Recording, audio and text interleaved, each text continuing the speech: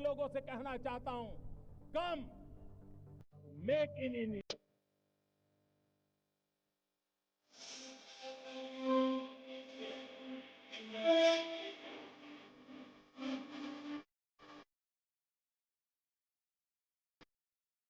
हमारे प्रदेश की पूर्व मुख्यमंत्री आदरणीय वसुंधरा जी से आग्रह करूंगा, हम सबको आशीर्वाद दें, हम सबका मार्गदर्शन करें। माननीय वसुंधरा जी,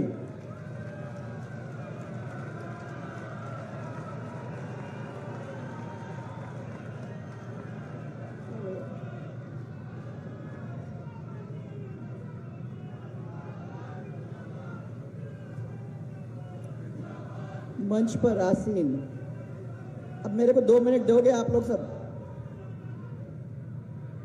मंच पर आसीन हमारे आदरणीय राष्ट्रीय अध्यक्ष श्री जेपी नड्डा जी, हमारे चुनाव प्रभारी श्री प्रहलाद जी जोशी, हमारे प्रदेश प्रभारी श्री अरुण सिंह जी, हमारे प्रदेश के अध्यक्ष सीपी जोशी जी, नेता प्रतिपक्ष राजेंद्र राठौड़ जी, उपनेता प्रतिपक्ष श्री सतीश जी, केंद्रीय मंत्री आदरणीय गजेंद्र जी और आदरणीय कैलाश जी चौधरी, मंच पर उपस्थित सब विधायकगण, एमपी सांसदगण, पूर्व मंत्रीगण और हमारे पार्टी के सब अधिकारीगण और मेरे सामने बैठे हुए हमारे इस क्षेत्र के परिवार के सब परिवारजन जो भी बैठे हैं, उनको सबको मैं सबसे पहले प्रणाम करना चाहती हूँ।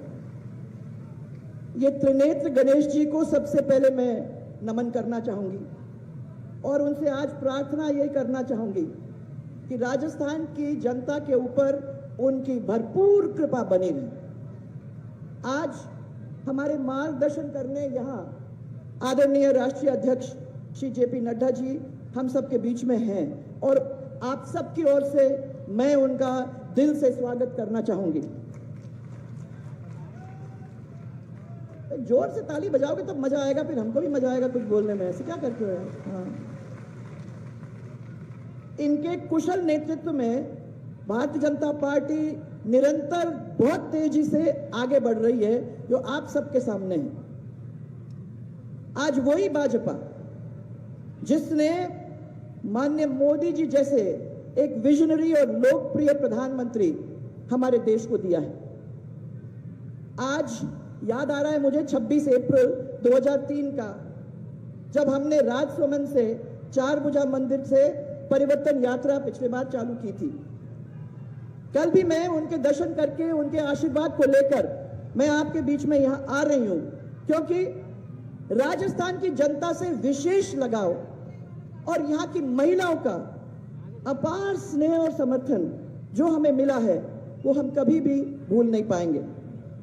इसी का नतीजा है कि पहली बार भारतीय जनता पार्टी ने बड़ी जोरदार बहुमत से 120 सीट मिले और उसके बाद यहां दर्शन करके, गणेश जी पे दर्शन करके आशीर्वाद हम लोगों ने लेकर जब 2003 से लेकर 2023 के सफर करे हैं और आपके क्षेत्र के अंदर करे हैं, कभी ऐसा नहीं लगा कि हम पराये के बीच में हैं, क्योंकि आप लोगों ने जो प्यार दिया, जो साथ दिया, जो आशीर्वाद दिया, वो हम लोगों को एक पवित्र बंधन, एक पारिवारिक बंधन में बांधने का काम करता है और मैं उसके लिए आप सबको बहुत बहुत अपनी ओर से आभार प्रकट करना चाहती हूं।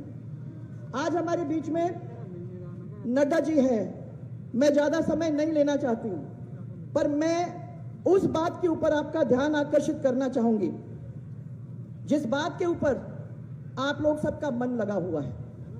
याद रखना, 2008-13 के अंदर राजस्थान के अंदर यह सरकार आई अशोक गहलोत की, तो उसके बाद हमारा विकास सब ठप हुआ। उसके बाद आपने हमको 163 सीट दी।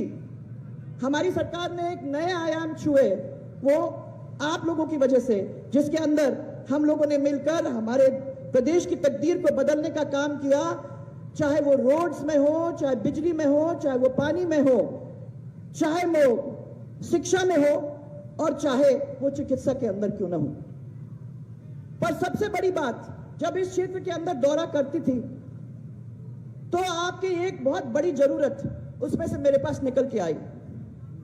इस क्षेत्र के अंदर पानी के ऊपर और सिंचाई के ऊपर बड़े विवाद चलते थे। कभी पाचना में विवाद हो रहा है तो कभी जारगा में विवाद हो रहा था।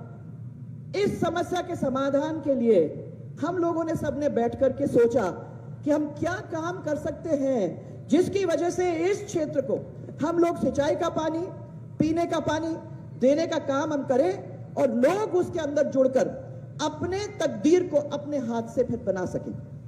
इसलिए उस समस्या का समाधान करने के लिए हम लोगों ने एक कल्पना की कि आगे चल के ईस्टर्न राजस्थान कैनाल प्रोजेक्ट का काम हम लोग मिलकर करेंगे, जिसका फायदा इस क्षेत्र के अंदर हमारे लोगों को मिलेगा। यहां इसके बारे में थोड़ा सा आपको कहना चाहूंगी कि हमारे शासन के प्रथम कार्यकाल के अंदर 25 अगस्त 2005 के अंदर हम लोगों ने मध्य प्रदेश के साथ बाबूलाल जी गौड़, जो वह तब मुख्यमंत्री थे, उनके साथ हम लोगों ने हस्ताक्षर करके एक समझौता किया कि हमारे बीच की जो नदियां हैं उसका बंटवारा हो और उसके अनुसार ही हमने ये ERCP की योजना बनाने का काम किया। दुर्भाग्य से इसके तुरंत बाद अशोक गहलोत की सरकार आ गई और ये महत्वपूर्ण जो योजना थी उसको ठंडे बस्ते में डालने का काम उन्होंने कर दिया। आप सबको मालूम है कि 13 जिलों के अंदर पीने का पानी, सिंचाई का पानी और उद्योग का पानी मिलना था। इसमें आपका जिला सवाई माधोपुर हो, कोटा, बारा, झालावाड़, बूंदी, टोंक, अजमेर, ये ऐसे करके 13 जिले थे। अजमेर से लेके जयपुर तक हम लोगों का इसका फायदा मिलने वाला था। 2 लाख हेक्टेयर सिंचाई का हमको मिलता और उद्योगों को पानी भी मिलता और साथ में 26 बांधों के अंदर पानी आ जाता और 80,000 हेक्टेयर सिंचित को हम लोग पुनर्स्थापित करने का काम कर सकते थे। ERCP की परिकल्पना, और मैं इसको बड़ी केयरफुली आपके सामने रखना चाहती हूं क्योंकि इधर उधर तोड़फोड़ नहीं होना चाहिए, जमीन पर उतारने के लिए हमारी सरकार ने एक मंत्रिमंडल की बैठक करके इसमें इसकी स्वीकृति दिलवाई। भारत सरकार की एक नामी कंपनी जिसका नाम है वैपकॉस, वो मध्य प्रदेश राजस्थान इंटरस्टेट बोर्ड की बैठक 2005 के अंदर जो निर्णय लिया गया था और जो केंद्रीय जल आयोग की गाइडलाइन 2010 की मापदंड के अनुसार ERCP की DPR तैयार करने के हम लोगों ने आदेश दिलवा दिए थे। इस परियोजना के अंदर 50% निर्भरता पर 3,921 MCM पानी आप लोगों को लगभग 37,000 करोड़ की खर्चा पे मिलने जा रहा था। वो उस समय के खर्चे की बात कर रही हूं मैं, उसके बाद उस खर्चे को तो मुझे मालूम है कि थोड़ा बढ़ गया होगा। बजट वर्ष 2017-18 और 18-19 के अंदर हम लोगों ने इसकी घोषणा भी कर दी थी। उस समय नवनेरा बराज और ईसरदा बांध ये थोड़े अलग थे, परंतु नवनेरा बराज और ईसरदा बांध का हम लोगों ने काम चालू कर दिया था। अब नवनेरा बराज का काम लगभग पूरा होने जा रहा है और इस ईसरदा का जो बांध है वो अभी भी निर्माणाधीन है। मैं मानती हूं कि उसके ऊपर थोड़ा सा ध्यान और दिया जाता तो जिस तरीके से नवनेरा बराज अब संपूर्ण होने जा रहा है उसी तरीके से इस ईसरदा के बांध को कंप्लीट हो जाना चाहिए था, ताकि इस पूरे इलाके के पानी में कोई अवरोध नहीं आता। इस परियोजना के अंदर हम करीबन 1536 करोड़ रुपए ऑलरेडी इसमें खर्च हो चुके हैं। फिर वर्तमान कांग्रेस सरकार के पिछले 4 साल के अंदर ERCP के अंदर कोई भी गंभीर प्रयास नहीं किया। इसके कारण जो परियोजना की लाभ इन 13 जिलों के अंदर मिलना चाहिए था वो हम लोगों को नहीं मिला। इस परियोजना को जानबूझकर अब विवादित बनाने का काम किया है, जबकि मध्य प्रदेश और राजस्थान के बीच जल बंटवारे को लेकर समझौता पहले ही हो चुका था। मध्य प्रदेश ने तो इस समझौते के आधार पर 2017 के अंदर 2 बांध मोहनपुरा और कुंडालिया बना लिए, जिससे 2,25,000 हेक्टेयर सिंचाई और पेयजल उपलब्ध हो रहा है। इनका अगला तीसरा बांध भी अभी बहुत ही जल्दी काम हो जाएगा, उसका भी काम चल रहा है। पाटनपुरा के अंदर वो भी निर्माणाधीन है, वो हो जाएगा बहुत जल्दी। गहलोत साहब तब भी सो रहे थे और अब भी सो रहे हैं। मैं आप सबको ये इतना ही विश्वास दिलाना चाहती हूं कि हम सब यहां बैठे हुए हैं कि राजस्थान के हिस्से का जो बूंद बूंद पानी है हम उसे कम नहीं होने देंगे और इसके लिए हम सबको खून पसीना बहाने की जरूरत होगी। तो हम लोग सब मिलकर उसमें अपना खून पसीना देके इस कार्य को पूरा करने का काम करेंगे। सरकारें आती हैं और जाती हैं, परंतु जनता का जो हित है वो हमेशा हमारे सबके लिए सर्वोपरि है।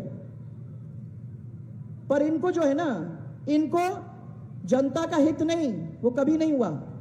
अपने हित के मतलब रखते हैं ये लोग। उनको जनता के हित से कोई मतलब नहीं है, खुद के हितों से ही मतलब रखते हैं। और आखिर में इसीलिए मैं आपको यह कहना चाहती हूं, हम सब इतना ही कहेंगे कि राजस्थान के हितों के ऊपर कुठाराघात नहीं होगा। हम लोगों को एक साथ मिलकर एक ही आवाज के अंदर आगे बढ़ के चलना पड़ेगा। हमें कमल को खिलाना होगा और भारतीय जनता पार्टी को लाना होगा।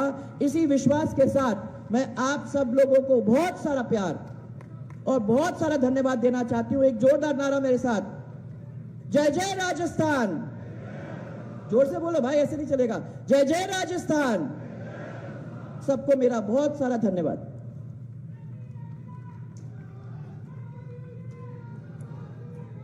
बोला गणेश जी महाराज की।